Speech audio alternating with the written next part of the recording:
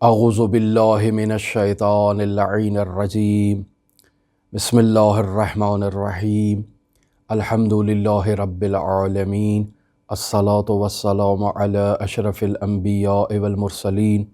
وعلی آلہ الطیبین الطاہرین المعصومین الذین اذہب اللہ عنہم الرجس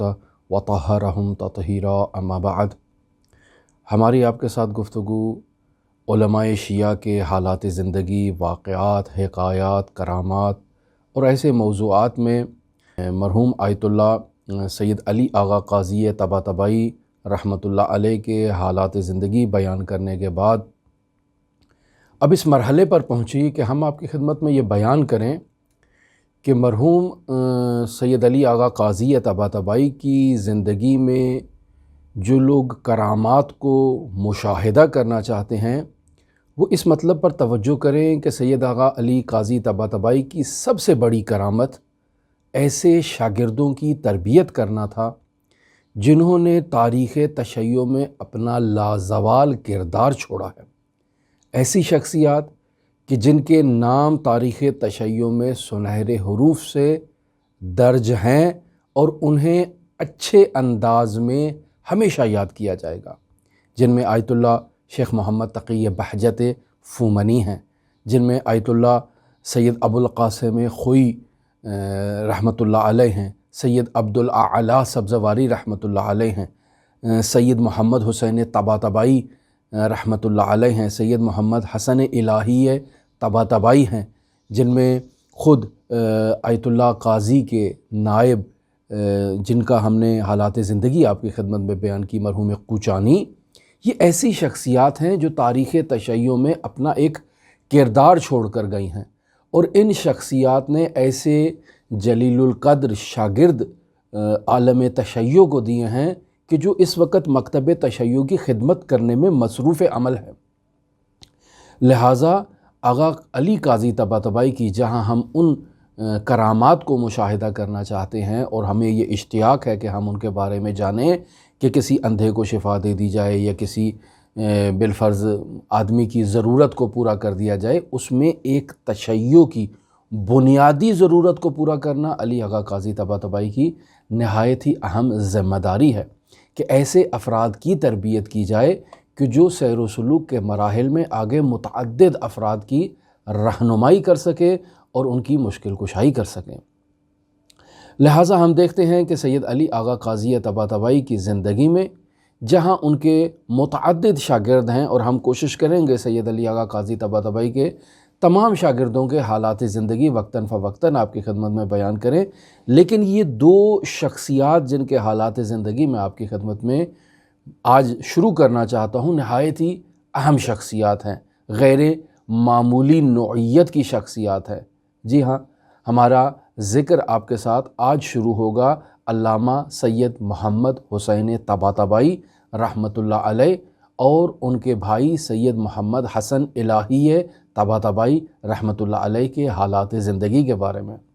یہ ایسی نامور شخصیات ہیں تاریخ تشیع میں جنہیں مرحوم علی آغا قاضی طباطبائی رحمۃ اللہ علیہ نے تربیت کیا اور انہیں معاشرے کے سپرد کیا،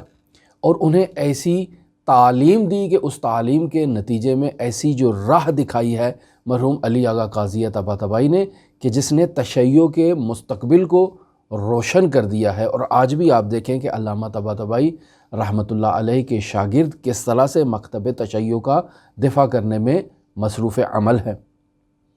لہٰذا ہم دیکھتے ہیں کہ ان دو بھائیوں کی زندگی، چونکہ یہ دونوں بھائی ہیں سید محمد حسین طباطبائی اور سید محمد حسن الہی طباطبائی، علامہ طباطبائی اپنے چھوٹے بھائی یعنی حسن الہی طباطبائی سے 3-4 سال بڑے ہیں ایج میں، تو ان کی ظاہر ہے ہم حالات زندگی جب آپ کی خدمت میں بیان کریں گے تو کچھ پہلو ایسے ہیں جو ان کی زندگی میں مشترک ہیں۔ ہم آپ کی خدمت میں ان مشترکہ معلومات کو بیان کریں گے، اور پھر اس کے بعد ہم آپ کی خدمت میں مرحوم حسن الہی طباطبائی کے حالات زندگی بیان کریں گے، چونکہ وہ مختصر ہیں، ان کے بارے میں زیادہ معلومات ہمارے پاس موجود نہیں ہیں، لہٰذا مختصر ان کے حالات زندگی بیان کرنے کے بعد پھر ہم آپ کی خدمت میں علامہ سید محمد حسین طباطبائی رحمۃ اللہ علیہ کے تفصیلی حالات زندگی بیان کریں گے، اور پھر اس کے بعد مرحوم علی آغا قاضی طباطبائی کے باقی شاگردوں کی طرف ہم اپنا رخ کریں گے اور ان کی کردار اور ان کی تعلیمات اور ان کی کاوشیں اور ان کی جد و جہد کو آپ کی خدمت میں بیان کریں گے۔ بس یہ نقطہ آپ کے سامنے واضح ہو کہ علامہ سید محمد حسین طباطبائی جنہوں نے تفسیر المیزان لکھی اور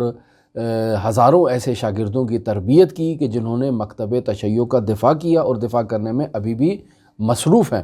لہٰذا یہ علامہ محمد حسین طباطبائی کہتے ہیں کہ مجھے تفسیر المیزان کا فارمولہ میرے استاد علی آغا قاضی طباطبائی رحمۃ اللہ علیہ نے تعلیم دیا تھا، اور پھر انہوں نے اس تفسیر المیزان کو تحریر کیا۔ لہٰذا ہم اس بات کی طرف اشارہ آپ کی خدمت میں پہلے بھی کر چکے ہیں کہ علی آغا قاضی طباطبائی بنیادی طور پر تشیع کو مضبوط کرنا چاہتے تھے، لہٰذا اپنے شاگردوں کی صلاحیت کے پیش نظر انہیں آگے ذمہ داری سونپتے تھے۔ جیسے مرحوم آیت اللہ العظمیٰ خوئی رحمۃ اللہ علیہ کو علی آغا قاضی طباطبائی نے فقہی مسائل میں زیادہ مہارت حاصل کرنے کی ترغیب دلائی، اور علامہ محمد حسین طباطبائی کو فلسفی مسائل میں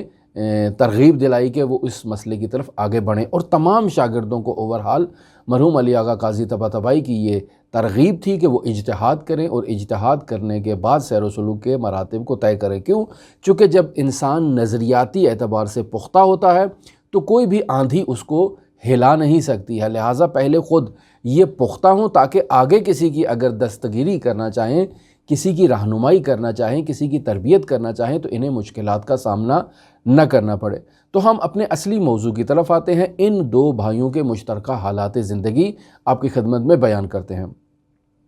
اگر ہم ان دونوں بھائیوں کے خاندانی پس منظر کی طرف توجہ کریں تو ان کے سلسلہ نسب جو ہے وہ حضرت امام حسن مجتبیٰ علیہ آلاف التحیت و ثنا تک جا کر پہنچتا ہے، اور ان کے شجرہ نسب میں ابراہیم بن اسماعیل دیباج نامی شخصیت بھی موجود ہے، جو نہایت ہی جلیل القدر شخصیت ہے تاریخ اسلام میں۔ اور پھر ان کے جد اعلیٰ جس طرح کے مرحوم آیت اللہ العظمیٰ سید شہاب الدین مرعشی نجفی رحمۃ اللہ علیہ نے بیان کیا ہے کہ میر عبد الوہاب طباطبائی عثمانی دور خلافت میں ایران کے ایک معروف شناس عالم دین تھے، اور پھر انہیں عثمانی حکومت نے قتل کیا، اور باغچے میں ان کی قبر موجود ہے، آج بھی وہاں پر زیارت گاہ کے طور پر موجود ہے، لوگ ان سے کرامات بھی مشاہدہ کرتے ہیں۔ اور ان کی والدہ گرامی کا سلسلہ نسب جو ہے وہ حسینی سادات سے جا کر ملتا ہے، پس نجیب الطرفین شخصیت کے مالک ہیں علامہ سید محمد حسین طباطبائی رحمۃ اللہ علیہ، اور ان کے بھائی سید محمد حسن الہی طباطبائی۔ اگر ان کے والد بزرگوار کو دیکھا جائے تو علامہ طباطبائی اور حسن طباطبائی کے والد سید محمد قاضی طباطبائی ایک معروف عالم دین تھے۔ اس معروف عالم دین کی خصوصیات کیا تھیں کہ یہ بیت المال سے استفادہ نہیں کرتے تھے، لہٰذا ان کی نسل میں بھی یہی سلسلہ چلا کہ علامہ محمد حسین طباطبائی اور ان کے بھائی نے بھی بیت المال سے استفادہ نہیں کیا۔ دوسرا ان کا تھا کہ انہوں نے بیت المال سے جو استفادہ نہیں کیا تو خاندانی اعتبار سے یہ مضبوط شخصیت تھے، یعنی تبریز میں رہائش پذیر تھے، اور شاہ آباد نامی علاقے میں ان کی زرعی زمینیں تھیں، قناعات تھیں، باغات تھے، اور زراعت سے ان کا امرار معاش ہوتا تھا اور ان کی زندگی کا گزر بسر ہوا کرتا تھا۔ مہمان نواز شخصیت کے حامل تھے، سالانہ فقراء کی مدد کیا کرتے تھے۔ جوانی کے عالم میں 42 سال کی عمر میں یہ سید محمد قاضی طباطبائی کا انتقال ہو جاتا ہے۔ علامہ طباطبائی کی جب والدہ کا انتقال ہوتا ہے تو اس وقت علامہ کی عمر مبارک جو ہے وہ 5 سال ہوتی ہے، اور جب والد کا انتقال ہوتا ہے تو اس وقت علامہ کی عمر 9 سال ہوتی ہے۔ اور اگر اسی ترتیب سے ہم دیکھیں کہ آغا حسن الہی طباطبائی کی جب والدہ کا انتقال ہوتا ہے تو ان کی عمر اس وقت 18 سال ہے، تو اس سے آپ ان دونوں بھائیوں کی عمر کا اندازہ لگا سکتے ہیں کہ زیادہ تفاوت نہیں ہے، یہی 3 اور 3.5 پونے 4 سال تک کا ایک تفاوت ان دونوں بھائیوں میں پایا جاتا ہے۔ اہم خصوصیت ان کے خاندان میں یہ ہے کہ اگر آپ ان کی 14 پشتوں کا مطالعہ کریں تو ان کی 14 نسلیں اوپر تک اگر آپ جائیں تو سب عالم دین ہیں، سب دین مبین اسلام کی سربلندی کے لیے خدمت کرنے والے، جد و جہد کرنے والے، قاضی القضات خاندان سے اور طبع طبعی سادات سے تعلق رکھنے والے افراد سب دین مبین اسلام کے لیے جدوجہد کرنے والے شخصیات ہیں۔ ایسے گھر سے اگر بچے نکلیں گے تو یقینی بات ہے وہ سید محمد حسین طبع طبعی رحمۃ اللہ علیہ اور سید محمد حسن الہی طبع طبعی جیسی شخصیات ہی باہر منظر عام پر آئیں گی۔ لہٰذا اگر ہم ان کی تاریخ پیدائش دیکھیں تو ان کے والد نے ایک خاندانی کتاب، دعاؤں کی کتاب ہے جسے مصباح قفعمی کے نام سے یاد کیا جاتا ہے، اس دعاؤں کی کتاب کی جلد پر اپنے بچوں کی پیدائش کی تاریخ درج کی ہے۔ یہ ان کی خاندانی دعاؤں کی کتاب ہے اور باقاعدہ وصیت میں درج ہے کہ اسے خاندان سے باہر نہ جانے دیا جائے، یہ میراث خاندان ہے۔ تو اس خاندانی کتاب کی جلد پر سید محمد حسین طبع طبعی کی تاریخ پیدائش لکھی ہوئی ہے 29 ذی الحجہ 1321 ہجری قمری، اور سید محمد حسن الہی طبع طبعی کی پیدائش لکھی ہوئی ہے 22 رجب المرجب 1325 ہجری قمری۔ پس وہ 21 میں پیدا ہوئے ہیں اور یہ 25 میں پیدا ہوئے ہیں، تفاوت واضح ہے کہ یہی 4 سال کا تفاوت پایا جاتا ہے۔ اگر ہم دیکھیں تو ان کے گھر میں 2 ملازم تھے، جب یہ بچپن کا عالم تھا ان کا 2 ملازم تھے، ایک مرد تھا اور ایک خاتون تھی۔ مرد کا نام قلی یعنی غلام اور خاتون کا نام سلطنت تھا۔ یہ 2 ملازم جو تھے انہوں نے ان بچوں کی، جب ظاہر والدین کا انتقال ہوا تو ان 2 ملازموں نے ان بچوں کی نرسنگ کی ہے اور ان کی پرورش کرنے میں اپنا کردار ادا کیا ہے، لیکن بنیادی کردار اور بنیادی سرپرستی کا جو کردار ہے وہ ان کے سرپرست کا ہے اور مرجع کا ہے، جو میں ابھی آپ کی خدمت میں ذکر کرتا ہوں۔ یہ دونوں بھائی آپس میں نہایت ہی مانوس، نہایت ہی محبت کرنے والے شخصیات ہیں کہ تاریخ میں اس طرح سے بیان کیا گیا ہے کہ جیسے یعنی ایک روح کو 2 حصوں میں تقسیم کر دیا جائے اور 2 مختلف بدنوں میں منتقل کر دیا جائے۔ ان کا ایک ایسا کردار تھا کہ آپس میں ایک دوسرے کے بغیر نہیں رہا کرتے تھے، لہٰذا تمام تعلیمی مراحل، تمام تربیت کے مراحل سارے انہوں نے ایک ساتھ ہی طے کیے ہیں اور آپس میں ان کا ایک نہایت ہی صمیمی اور محبت آمیز رشتہ تھا۔ اگر ان کے سرپرست کا جائزہ لیا جائے تو چونکہ بچپن میں ہی والد کا انتقال ہو گیا، یعنی جب علامہ کی عمر 9 سال تھی، یقینی بات ہے کہ حسن الہی اس وقت کم عمر کے ہوں گے، یعنی 5 سال کے ہوں گے ممکن ہے، یا 4 سال کے ہوں گے جب والد کا انتقال ہوا، اور جب والدہ کا انتقال ہوا تو حسن کی عمر 18 مہینے تھی اور علامہ کی عمر اس وقت 5 سال تھی۔ تو اس اعتبار سے بچپن کے عالم میں یتیمی کا دیکھنا ایک نہایت ہی دشوار مرحلہ ہوتا ہے۔ تو ایسے میں ان کے خاندان کے ایک مرجع تقلید تھے جو ان کے یعنی علامہ کے والد ان کے ماموں لگتے تھے۔ تو یہ شخصیت ہے آیت اللہ سید باقر قاضی طبع طبعی، جو تبریز کے مرجع تقلید تھے، ایک نامور شخصیت تھے، ایک عارف شخص تھے۔ انہوں نے اپنے ان ماموں کے بچوں کی تربیت کی ذمہ داری اپنے ذمے لی، لہٰذا ان کی تربیت کی، ان کی پرورش کی اور ان کی تعلیم و تربیت و تحصیل میں اپنا کردار ادا کیا۔ یہ جو آیت اللہ باقر قاضی طبع طبعی ہیں، یہ نجف اشرف سے تحصیل کردہ شخصیت ہیں، اور انہوں نے جہاں فقہ و اصول و رسمی علوم کی تعلیم حاصل کی ہے، وہیں انہوں نے سیر و سلوک کی بھی تعلیم حاصل کی ہے، اور ان کے سیر و سلوک میں استاد آیت اللہ ملا حسین قلی حمدانی رحمۃ اللہ علیہ ایک نامور عارف اور ایک نامور شخصیت ہیں کہ ہم ان کے حالات زندگی بھی اگر ہمیں توفیق ملی تو آپ کی خدمت میں بیان کریں گے، ملا حسین قلی حمدانی۔ تو جب ایسی عارف شخصیت سے تربیت یافتہ شخص آیت اللہ سید محمد باقر قاضی اپنے ان 2 ماموزاد بھائیوں کی جو تربیت اپنے ذمے لیتے ہیں تو یقینی بات ہے کہ وہ ایک عارف ہیں، ایک علماء کے خاندان سے تعلق رکھنے والے یہ بچے ہیں، تو ان کی تربیت ایک خاص انداز میں کی جائے گی، لہٰذا بچپن ہی میں انہیں ایک خصوصی استاد دیا گیا۔ انہیں آفیشل طور پر مدرسوں میں یا سکولوں میں ابتدا میں نہیں بھیجا گیا، بلکہ گھر ہی میں ایک مکتب میں ان کو گھر کے اندر ایک استاد فراہم کر دیا گیا جو ان کی گھر سے تعلیم و تربیت کا آغاز کرے۔ لہٰذا علامہ محمد حسین طبع طبعی جو بڑے بھائی تھے اور علامہ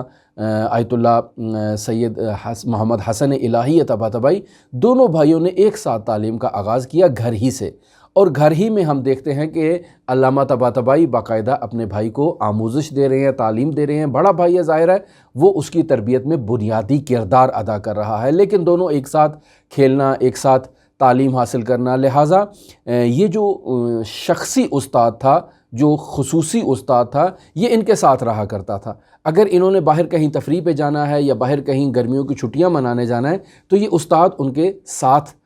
جائے گا۔ لہٰذا اگر تبریز سے اپنے آبائی گاؤں میں آتے ہیں، شاہ آباد نامی جو ان کا گاؤں ہے، تو وہاں پر یہ ان کے ساتھ استاد بھی جاتا ہے اور راستے میں ان کو تعلیم دیتا ہے یا وہاں پر تعلیم دیتا ہے۔ اور ابتدا ہی سے ان دونوں بھائیوں کو خطاطی کی تعلیم دی گئی، یعنی ایک یہ ان کی ذمہ داری تھی کہ انہیں خطاطی سکھائی جائے۔ لہٰذا دونوں بھائی بچپن میں جب گھر سے باہر نکلتے تو دامن کوہ جاتے اور وہاں پر باقاعدہ خطاطی کی پریکٹس کیا کرتے، تمرین کیا کرتے، اور بعد میں آ کر اپنے استاد کو دکھاتے کہ ہم نے یہ کام کیا ہے۔ یہ دو بھائی جب پہاڑ پہ جاتے، دامن کوہ جاتے، تو راستے میں قبرستان آتا تھا۔ اس قبرستان میں جو موجود تختیاں تھیں تو ظاہر ہے تختیوں کو بہت خوبصورت انداز میں کتیبوں کو لکھا جاتا ہے، تو یہ ان سے سرمشق لیا کرتے تھے اور ان تختیوں کو پڑھنے کے بعد باقاعدہ ان کی کاپی کیا کرتے تھے اور اس طرح سے اپنا خط درست کیا کرتے تھے، اور بعد میں شام کو آ کر اپنے استاد کو دکھاتے تھے کہ ہم نے یہ تحریر کیا ہے، اس کی اصلاح کی جائے، اس کی غلطیوں کو نکالا جائے۔ ان کے استاد جو خطاطی میں تھے وہ شیخ محمد علی سرابی نامی شخصیت تھے۔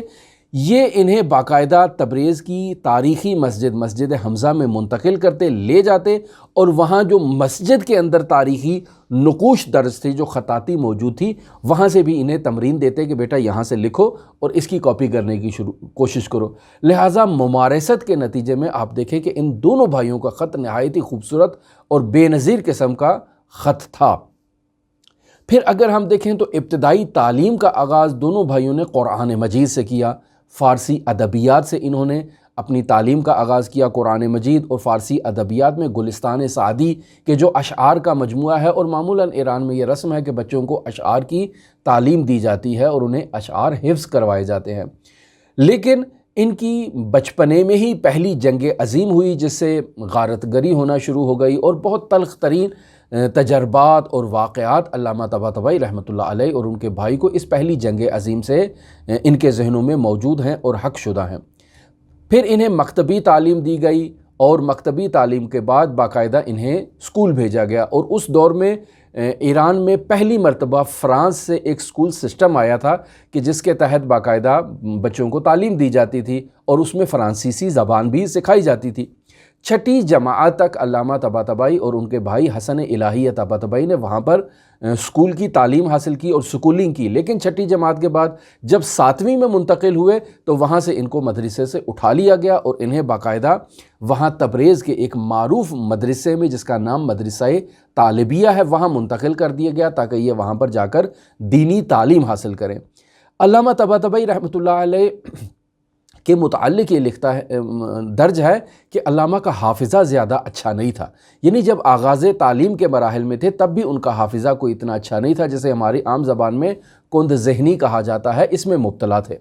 آغاز تحصیل ہی میں دونوں بھائیوں نے آپس میں دوستی اور محبت کی بنیاد پر ایک دوسرے کی مدد کی ہے اور تعلیمی مراتب کو آگے بڑھانے کی کوشش کی ہے، لہٰذا کبھی وقت ضائع نہیں کیا، کبھی جو ہے وہ دنیاوی مشکلات اور پریشانیوں سے غمزدہ نہیں ہوئے ہیں، اور دونوں آپس میں ایک دوسرے کا ساتھ دیتے رہے۔ علامہ طباطبائی کہتے ہیں کہ جب مجھے استاد نے میری کند ذہنی کی وجہ سے کہا کہ بیٹا اگر آپ نے نہیں پڑھنا تو کم از کم میرا وقت تو ضائع نہ کریں، میں جو آپ کو وقت دے رہا ہوں یہ بھی تو ضائع ہو رہا ہے نا، اس کا تو آپ خیال رکھیں۔ علامہ طباطبائی کہتے ہیں کہ میرے دل میں اس جملے کا ایک ایسا اثر ہوا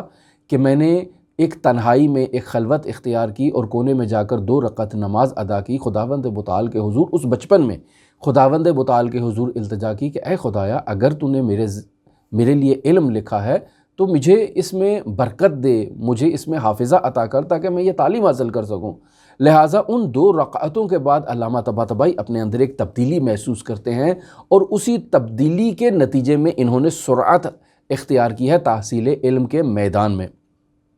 لہٰذا 17 سال باقاعدہ تحصیل علم میں کسی قسم کی سستی نہیں کی، تمام رات مطالعہ کیا کرتے تھے، اگلے دن کا درس بھی پہلے حل کر لیا کرتے تھے، اور جب کلاس میں جاتے تھے تو مسلط ہوتے تھے درس کے اوپر، استاد بتا رہا ہے اور یہ پہلے سے ان مطالب کو جانتے ہیں، اور جو اعتراضات ہوتے تھے وہ علامہ طباطبائی استاد کے سامنے بیان نہیں کرتے تھے، خود ان کو حل کرنے کی کوشش کرتے تھے تاکہ درس خود بخود سمجھ آ جائے۔ 1925 عیسوی تک دونوں بھائیوں نے مدرسے میں ابتدائی تعلیم کمپلیٹ کر لی۔ ابتدائی تعلیم کا اگر دیکھا جائے تو 7 سال ان دونوں بھائیوں نے مدرسہ طالبیہ میں گزارے ہیں، اور 7 سالوں میں کیا پڑھا ہے؟ اگر ہم صرف دیکھیں تو امثلہ، صرف میر، تصریف وغیرہ یہ صرفی کتابیں ہیں جو ان دونوں بھائیوں نے پڑھیں اور ان میں مسلط ہوئے۔ نحو میں اگر دیکھیں تو عوامل ہے، سمدیہ ہے، سیوطی ہے، جامی ہے، مغنی ہے، ان کتابوں کو پڑھنے کے بعد انہوں نے اس کے اوپر تسلط حاصل کیا علم النحو میں۔ اگر ہم معانی، بیان، بدیع ان علوم کا جائزہ لیں تو اس میں ان دونوں بھائیوں نے مطول نامی کتاب پڑھی ہے جو ایک نہایت ہی اہم کتاب ہے معانی، بیان و بدیع کے باب میں۔ اور اگر ہم فقہ کے ابواب میں دیکھیں تو آغاز میں انہوں نے لمعہ پڑھی ہے، اور لمعہ پڑھنے کے بعد انہوں نے مقاصد مکمل کیا ہے اسی 7 سالوں میں مدرسہ طالبیہ کے اندر۔ اگر آپ اصول میں دیکھیں تو اصول کے میدان میں معالم پڑھی ہے، قوانین پڑھی ہے، رسائل پڑھی ہے اور کفایہ کو کمپلیٹ کیا ہے۔ اور اگر آپ منطق میں دیکھیں تو منطق میں وہی جو جامع المقدمات کے اندر الکبریٰ فی المنطق ہے اس کو پڑھا ہے، حاشیہ ملا عبداللہ کو پڑھا ہے، اور شرح شمسیہ کو انہوں نے منطق میں پڑھا ہے۔ پھر فلسفے میں آئیں تو شرح اشارات انہوں نے وہاں پر پڑھی ہے، اور اگر عقائد میں آئیں تو کشف المراد انہوں نے وہاں پر کمپلیٹ کیا ہے۔ تو یہ وہ تعلیمی دور تھا جو ان دو بھائیوں نے بالکل ایک ساتھ کمپلیٹ کیا۔ پھر 19 سال کی عمر میں علامہ سید محمد حسین طباطبائی رحمۃ اللہ علیہ کی شادی خانہ آبادی ہو جاتی ہے، اور پھر یہ 19 سال کی عمر میں شادی خانہ آبادی ہونے کے بعد، تعلیم کمپلیٹ کرنے کے بعد یہ لوگ نجف کی طرف عازم ہوتے ہیں اور نجف جاتے ہیں۔ جب نجف جاتے ہیں یہ دونوں بھائی تو ظاہرہ ایک ساتھ ہوتے ہیں۔ اس وقت علامہ طباطبائی رحمۃ اللہ علیہ کا ایک فرزند بھی تھا، سید محمد حسن الہی طباطبائی مجرد تھے، غیر شادی شدہ تھے، اور علامہ طباطبائی یہ خاندان ایک مجموعی طور پر جو ہے وہ نجف جا رہا ہے، اور نجف جانے کے بعد 10 سال باقاعدہ وہاں پر انہوں نے قیام کیا ہے۔ بعض متون میں 11 سال بھی لکھا ہے، لیکن 10 اور 11 سال کی مدت انہوں نے وہاں نجف اشرف میں تعلیم حاصل کیا۔ نجف جانے کا جب مرحلہ آتا ہے تو وہاں پاسپورٹ بنوانے کی باری آتی ہے۔ جب پاسپورٹ بنوایا جاتا ہے تو ایران کا یہ قانون تھا کہ ایک ہی جو کاسٹ ہے، ایک ہی جو سرنیم ہے، اس کے 2 پاسپورٹ وہ جاری نہیں کریں گے۔ لہٰذا علامہ سید محمد حسین طباطبائی کا جب پاسپورٹ بن گیا تو اب کہا میرے بھائی کا پاسپورٹ بنائیں، تو کہا یہ طباطبائی ہیں، ان کا پاسپورٹ نہیں بنے گا، ان کے نام میں اور سرنیم میں تبدیلی کی جائے۔ لہٰذا ان کے کاسٹ میں اور سرنیم کے اندر الہی کا لفظ جو ہے وہ وہاں سے اضافہ ہوا، اور ان کا نام تھا سید محمد حسن طباطبائی، لیکن اس کے بعد سے تبدیل ہو گیا سید محمد حسن الہی۔